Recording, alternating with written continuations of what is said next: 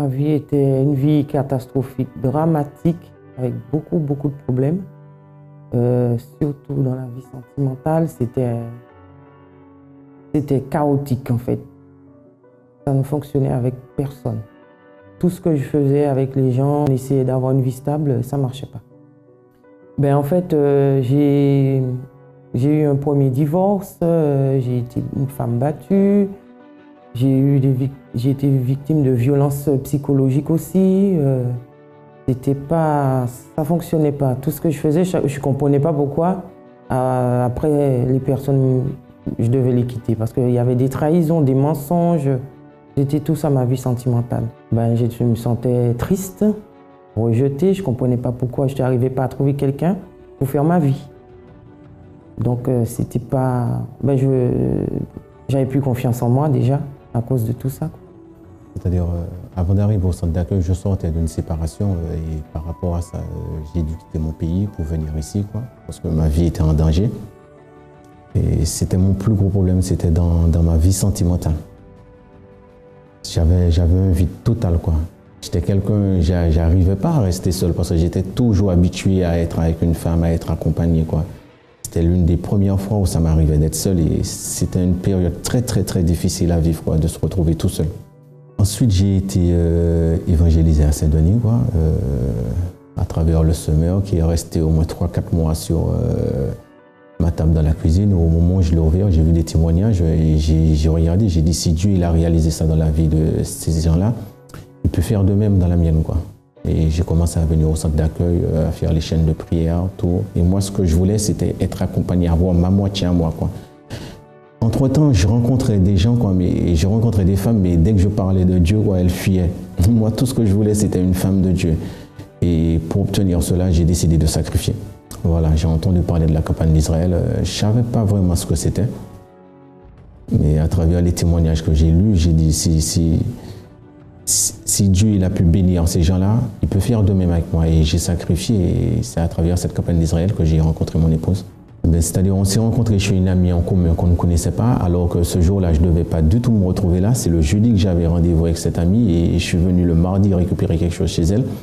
Et mon épouse, elle était là et quand je l'ai vue tout de suite, il s'est passé quelque chose à l'intérieur de moi qui a fait que moi, j'ai posé la question à Dieu, Seigneur, est-ce bien elle? J'avais l'assurance, la certitude. Mais je n'ai pas porté attention parce que j'avais pris une décision que je ne voulais plus personne dans ma vie, en fait. Et il est venu, il a commencé à me parler de Dieu, machin. Et donc, en fait, on s'est mis à table côte à côte. Et on avait oublié les autres, en fait. On parlait que de Dieu et tout.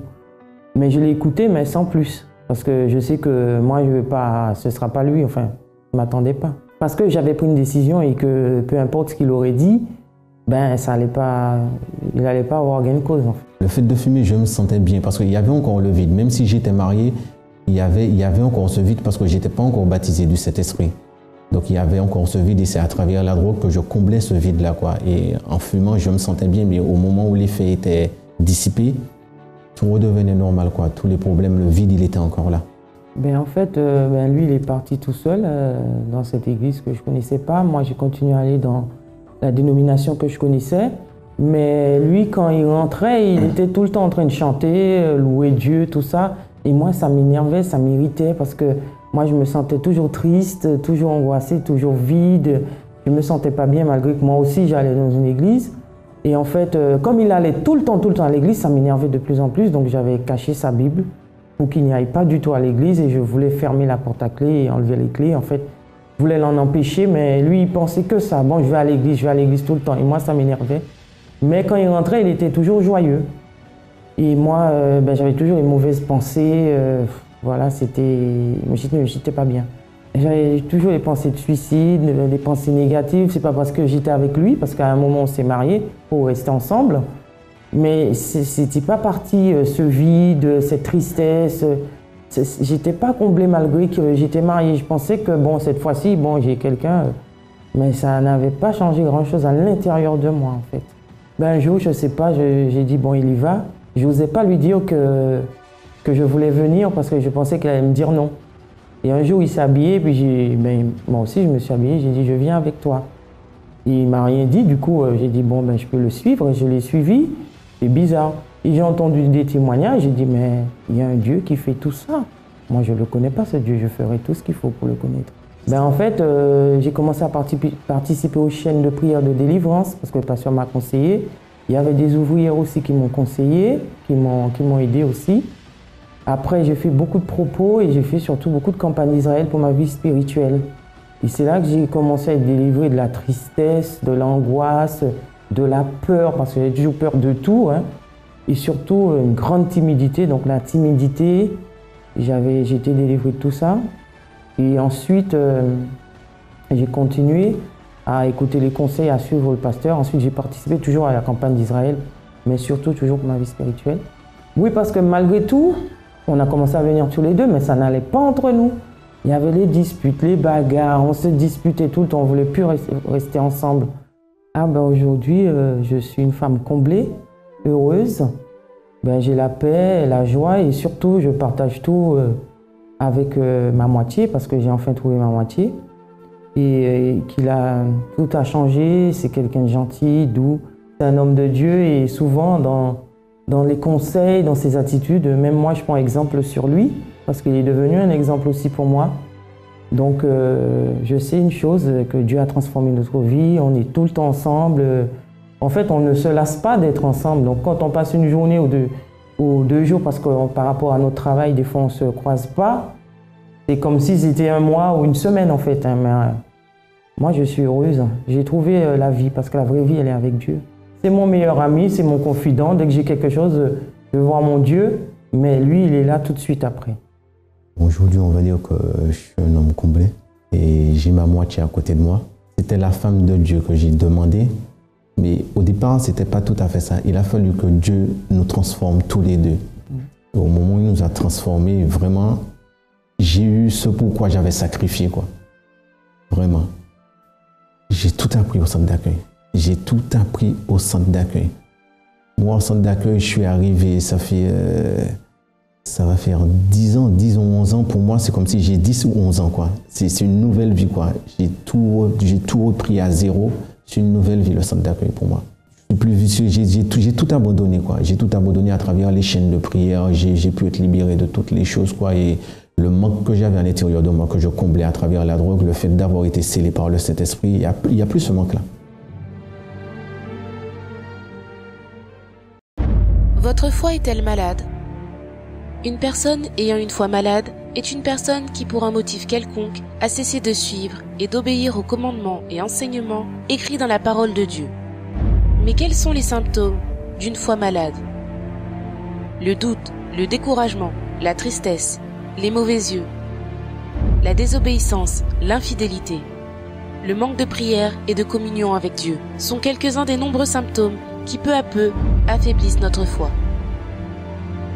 Et la conséquence de tout cela est la mort spirituelle et la séparation du Créateur de la créature. C'est pour cela qu'en France et dans le monde entier, nous sommes en train de vivre un propos différent. Le propos pour le rétablissement de la foi. Si vous êtes éloigné ou à l'intérieur de l'Église, mais percevez l'un des symptômes qui rendent votre foi malade, venez ce dimanche et participez aux 7 dimanches du propos pour le rétablissement de la foi. Apportez une bouteille d'eau pour y recevoir la goutte du miracle. Dimanche, dans la concentration de foi et de miracle, le propos de l'eau pour le rétablissement physique et spirituel. Spécialement à 8h et 10h, au centre d'accueil de Paris ou au centre d'accueil le plus proche de chez vous. Chers amis, je vous souhaite une fois de plus la bienvenue dans cette émission et tout notre désir, c'est véritablement vous aider. Vous savez qu'aujourd'hui, beaucoup de personnes, parfois, elles se plaignent du fait que personne ne leur tende la main, que personne ne se préoccupe avec elles. Nous avons cette préoccupation parce que nous avons la certitude que si vous suivez les directions que nous vous conseillons, que nous vous montrons, certainement les choses vont changer dans votre vie. Tout à l'heure, vous aurez l'opportunité de voir le témoignage de Gladys. Et vous allez voir de quelle façon la foi a opéré dans sa vie? Comment est-ce qu'elle a manifesté la foi? Et quels sont aujourd'hui les résultats de la manifestation de la foi dans sa vie? Je profite pour vous inviter déjà à préparer votre verre d'eau. Et tout à l'heure, vous savez, nous allons faire la prière pour vous bénir. Voyons en ce moment, sans plus tarder, l'histoire de Gladys. Et je vous dis à tout de suite. Comment avez-vous connu le centre d'accueil? J'ai rencontré une dame, je racontais un petit peu mes difficultés, mes problèmes conjugaux et mes problèmes de dette. Et donc elle m'a invitée, j'ai décidé de venir. Donc une dame qui fréquentait déjà l'église, oui, à qui vous avez raconté vos problèmes. Exact. Et quels problèmes est-ce que vous affrontiez à l'époque? C'est des problèmes donc dans le couple, hein, la trahison, la peur, l'oppression, et du coup des problèmes de dette aussi. Donc, à cause de ces problèmes de dette, on était complètement déstabilisés. Donc voilà, c'est comme ça que je suis. Donc, problème conjugal, oui, problème familial. À la maison, comment allaient les choses? Comment ça se passait dû à ces problèmes conjugaux? Il y avait de la violence conjugale. Il y avait c'était une ambiance particulière. Je peux pas vous expliquer. Il y avait un manque de sincérité. Il y avait de la peur. On n'était pas en sécurité. On n'était pas en sécurité. Non. Donc, problème financier, une dette qui était élevée. Oui, de 58 000 euros. 58 000 euros de dette. Et intérieurement, donc vous avez dit, vous étiez anxieuse. Oui, anxieuse, triste, dépressive. J'étais vraiment très très mal. Donc cette dame, vous avez partagé vos problèmes avec elle, exact, vous lui avez raconté. Elle connaissait le centre d'accueil, elle vous a invité, oui, vous avez accepté, oui, n'ayant plus rien à perdre ou pas grand-chose à perdre. Cas, oui. Et qu'est-ce qui vous a touché, Madame Gladys, lorsque vous avez participé à la première réunion ou lors des toutes premières réunions, vous avez participé? Qu'est-ce qui vous a touché? Qu'est-ce qui vous a impacté et qui vous a donné l'envie, la motivation, la force de continuer? La parole en action. C'est-à-dire, il y avait bien sûr la parole qui sortait chaque jour, mais il y avait là cette prise de décision à chaque fois à nous relancer. Allez, il faut y aller, il faut avancer. Voilà, c'était là cette motivation tout le temps de, voilà, il suffit pas d'écouter la parole, mais il faut aller aussi mettre en action. J'ai fait mes chaînes de prière, les propos, campagne d'Israël. Vous aviez en vous la vision, le désir de changer la situation. Oui, exact. Je n'y arrivais pas par moi-même. Donc là, c'était une opportunité. Quand je venais aux réunions, il y avait là une motivation, il y avait toujours, comment dirais-je, une envie d'aller plus loin. Aujourd'hui, qui êtes-vous? Là, je suis complètement différente. J'ai la joie de vivre. Il y a plus ce genre de comportement à la maison, agressivité, trahison, tout ça, c'est fini. La dette a été effacée. Donc le mariage a été restauré, la vie conjugale est nouvelle. Est nouvelle, complètement nouvelle. Le problème des dettes. C'est résolu vu qu'on a eu un effacement de dettes total. Vos dettes ont été effacées totalement. Totalement. Et intérieurement, Madame Gladys, qui êtes-vous? Toujours anxieuse, toujours déprimée? Non, pas du tout. J'ai la joie de vivre. J'ai vraiment envie d'avancer. Toujours la vision pour aller plus loin. Voilà, pour conquérir et on avance. Aujourd'hui, vous êtes une personne épanouie et réalisée dans toutes les sphères de votre vie qui auparavant étaient détruites. Grâce à Dieu. Madame Bonche, quel centre d'accueil est-ce que vous fréquentez? Je suis au centre d'accueil de Montreuil. De Montreuil. Que Dieu vous bénisse. Je me sentais vraiment triste, dépassée. Je me disais que j'étais seule au monde. J'étais abusée par un membre de ma famille. J'ai essayé d'expliquer aux alentours. Ils m'ont pas remis en fait le retour en fait. Et cela a produit en moi une haine énorme. Cette haine, je ne pouvais pas la contrôler. Parce que lorsque je voyais ce membre de famille, je ne supportais pas cette personne. Plus j'avançais, plus la haine était là. Et cette haine a conduit à une maladie. Cette maladie, j'ai fait des examens. Ils n'ont jamais su cette maladie en fait. Cette maladie me détruisait en fait. Parce que 2 fois, je urinais du sang, je faisais des crises, je devenais paralysée. Je n'arrivais pas à vivre dans la société en fait. En classe, pour moi, c'était un enfer. J'avais peur en fait de faire une crise devant mes amis, devant le prof. Et cela me conduisait même à à ne pas parler, à ne pas poser des questions. Je me sentais vraiment triste, dépassée. Je me disais que j'étais seule au monde, que ce que je vivais, il n'y avait que moi qui vivais en fait. J'ai connu le centre d'accueil par ma sœur, qui m'a ramenée à la FJF, premièrement. À partir de là, j'ai connu le centre d'accueil.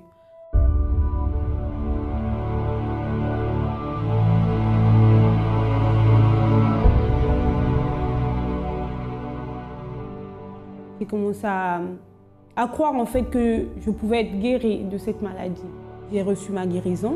J'ai vu que la campagne d'Israël, c'était une opportunité pour moi pour changer mon histoire. Et là, j'ai vu un changement après cette campagne.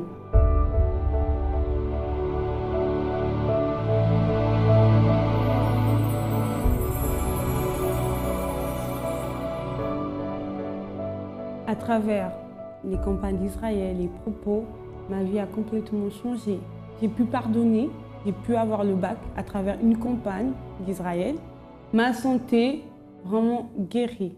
Même mes proches qui parlaient négativement, ils trouvent ça extraordinaire en fait. Avant, je n'arrivais pas à me projeter en fait. Là, je me projette. Je me dis, j'ai de la valeur. Malgré notre état qu'on peut avoir lorsqu'on arrive au centre d'accueil, il est là. Le centre d'accueil est là pour nous aider.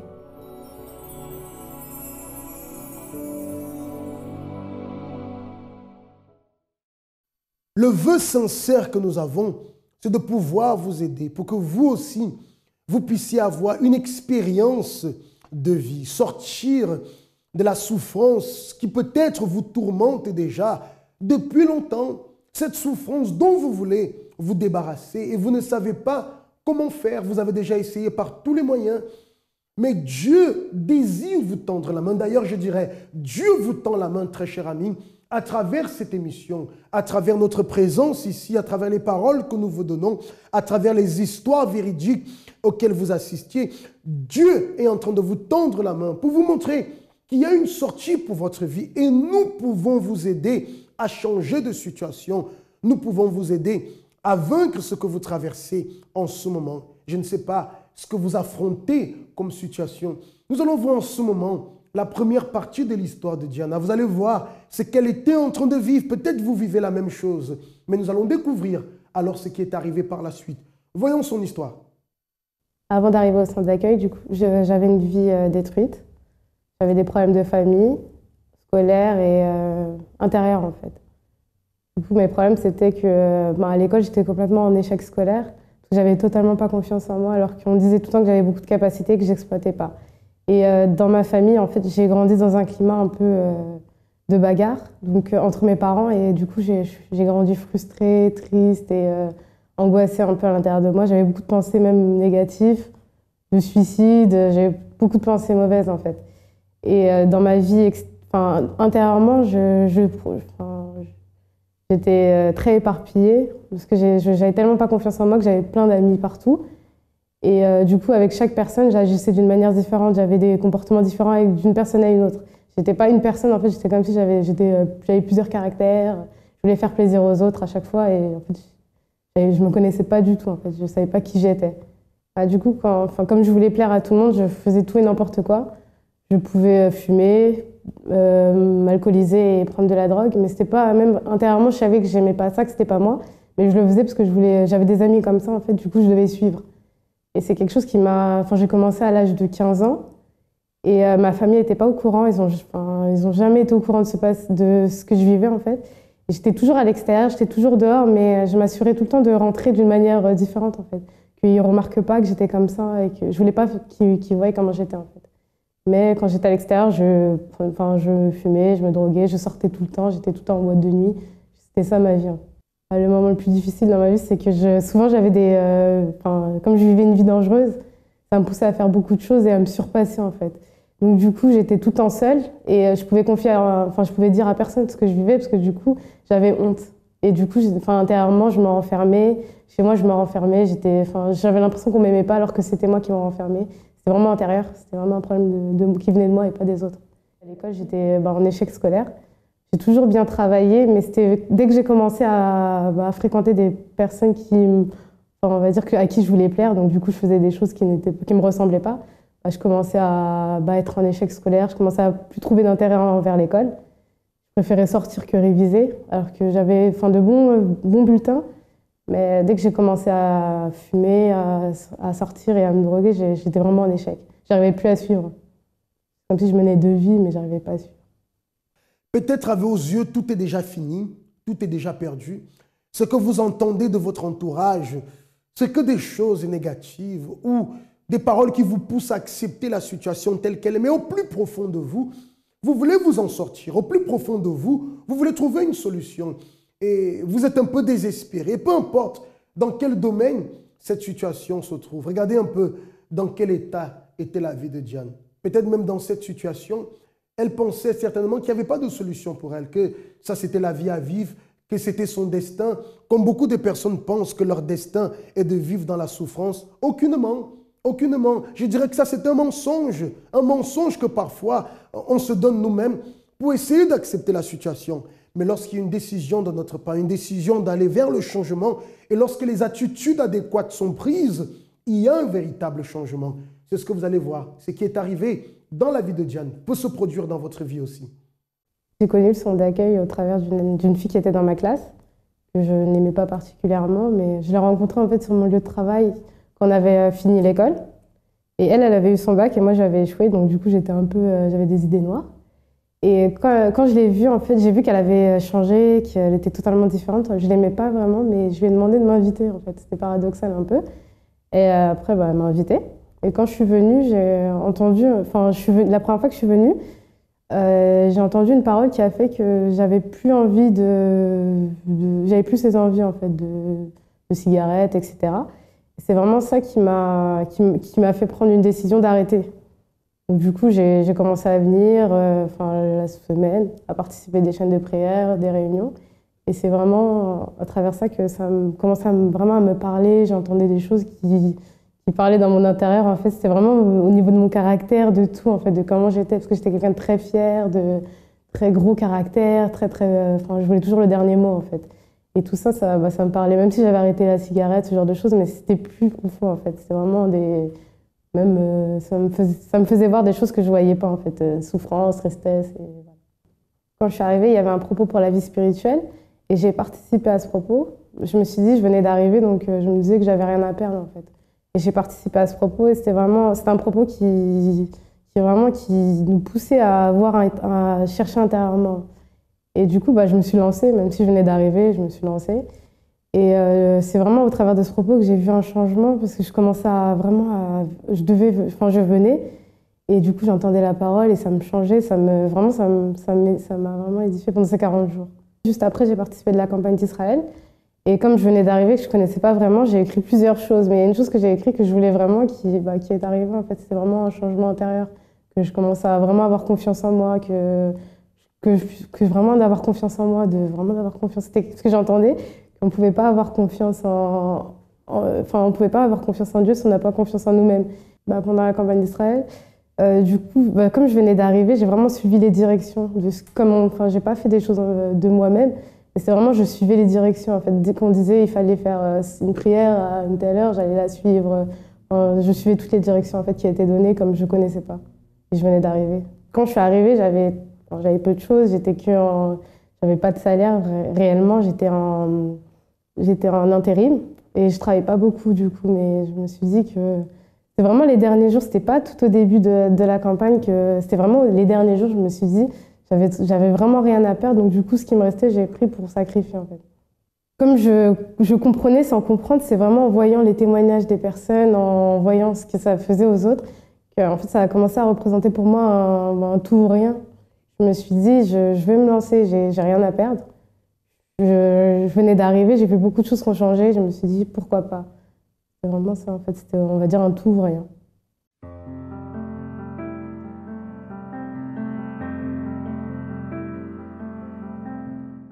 Aujourd'hui, ma vie elle est totalement différente. Déjà intérieurement, j'ai complètement changé, j'ai confiance en moi. Par exemple, j'avais pas de travail, j'avais rien. Aujourd'hui, j'étais en échec scolaire.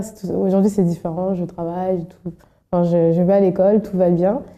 Et même intérieurement, en fait, j'avais pas confiance en moi. J'essayais de plaire aux autres, au détriment de moi-même, en fait. Maintenant, j'apprends à avoir confiance en moi, être sûre de mes choix. Du coup, avant, j'étais quelqu'un qui suivait les autres. Maintenant, j'ai plus besoin des autres pour exister, en fait. Je prends mes propres décisions. Je fais pas selon la volonté des autres. Je réfléchis, en fait. Je fais les choses avec intelligence, je réfléchis. Je suis plus les autres. Du coup, je suis plus de retrait, j'ai plus cette pensée qu'on m'aime pas, que ma famille me rejette, j'ai plus cette pensée, j'essaye d'aller vers les autres, de faire des efforts. Je me pousse à faire des efforts en fait, dans ma famille, à plus me mettre de côté, à me rejeter moi-même, à m'exclure moi-même. J'essaye de... du coup, les idées de suicide, les vices, ça fait plus partie de moi en fait, ça fait vraiment plus partie de moi. C'est plus du tout dans ma vie, ça m'intéresse pas. Enfin, ça m'intéresse plus en fait. Ça fait vraiment plus partie de moi. Avant, j'étais quelqu'un qui était pessimiste. J'étais vraiment pessimiste, j'avais aucun objectif, j'avais aucun but dans la vie. Et j'étais même très éparpillée, je voulais tout faire et au final, je faisais rien. Aujourd'hui, en fait, c'est différent. Je fonctionne par objectif. En fait, j'en atteins un, après j'en atteins un autre. Je m'éparpille plus, je fais les choses en fait. Vraiment, je réfléchis avant d'aller... je réfléchis en fait. Le centre d'accueil, pour moi, ça représente une école pour moi, parce que du coup, j'ai appris beaucoup de choses au centre d'accueil. Des choses que je connaissais pas. J'ai pas vraiment eu de... on va dire que quand j'étais un peu dans la rébellion, je me suis éduquée moi-même. J'avais pas vraiment de direction, j'avais aucune direction. Et c'est vraiment ici que j'ai trouvé des directions, c'est vraiment ici que j'ai trouvé des directions. Si j'avais un conseil à donner, c'est vraiment de se lancer quand il y a des choses, de se lancer, en fait, de pas réfléchir, de se lancer. Ouais, parce que du coup, ça apporte du résultat. Le changement total est possible. C'est la raison pour laquelle je veux vous inviter en ce moment à la prière. Prenez votre verre d'eau. Nous allons demander à Dieu d'agir, de commencer déjà à agir dans votre vie à partir de ce moment. Si vous croyez, prions. Seigneur mon Dieu, au nom de Jésus, que toutes les personnes qui sont en ce moment dans cet esprit de prière avec nous et qui croient véritablement, malgré tout ce qu'elles sont en train de vivre comme difficulté dans leur vie, que ton esprit les fortifie et que l'eau qu'elle tient, l'eau que nous tenons soit bénie et consacrée. Et en buvant, apporte la force à cette personne. Fais renaître l'espoir. Au nom de Jésus, Amen. Buvez cette eau avec foi et que Dieu touche votre vie, très cher ami.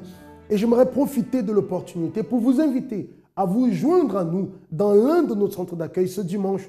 Nous allons continuer à lutter en faveur de votre vie. D'ailleurs, apportez une petite bouteille d'eau et nous allons bénir cette eau lors du culte. Nous allons vous expliquer avec quel objectif nous sommes en train de faire cela. Nous croyons dans votre victoire. Nous croyons que votre vie peut changer. Maintenant, la décision vous appartient. Une bonne soirée et à très bientôt.